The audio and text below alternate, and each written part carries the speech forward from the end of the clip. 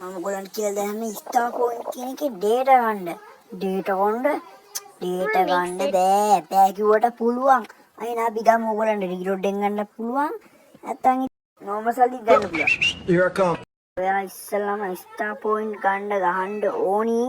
Hash ගහලා ඊට පස්සේ 141 හැෂ් අප ගාලා ගන්න තියෙනවා. ඩයලොග් එකේ ඩයලොග් එකට දාන්න. ඩයලොග් එකෙන් දෙන්නේ තියෙන්නේ. මම කරකලේනවා. උන්නතරින් ඔයා උබන්න ඕනි.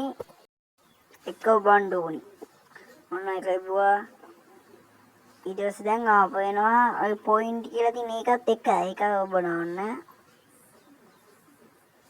ඔන්න දැන් පේනවා මගෙන් ඉස්තර පොන්ති 158ක් හරිනේ. දැන් රීලෝඩ් එකක් ගන්න විදියට මම ගන්න නෝමල් සල්ලි ගන්න ඕන නම් ගාරගෙන පෙන්නනවා. ජීබී ගන්න මට මතක නැහැ හරියට. මම නෝමල් සල්ලි දැන් පෙන්න. හරි. එතන ටික ඊට පස්සේ 140 එක හැෂ් කියලා ගවුවා. හැෂ් ගන්න ඕන නැහැ නිකන් 41. ඔන්න දැන් දාන්න තියෙන්නේ මම ගහලා තියෙන එක දාන්න. ඒකද මම තප්පර ගානකින් ඔයාගේ ෆෝන් එකට එනවා. ඔය සල්ලි.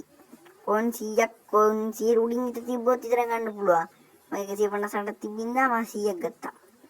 ඒක ඉවරයි.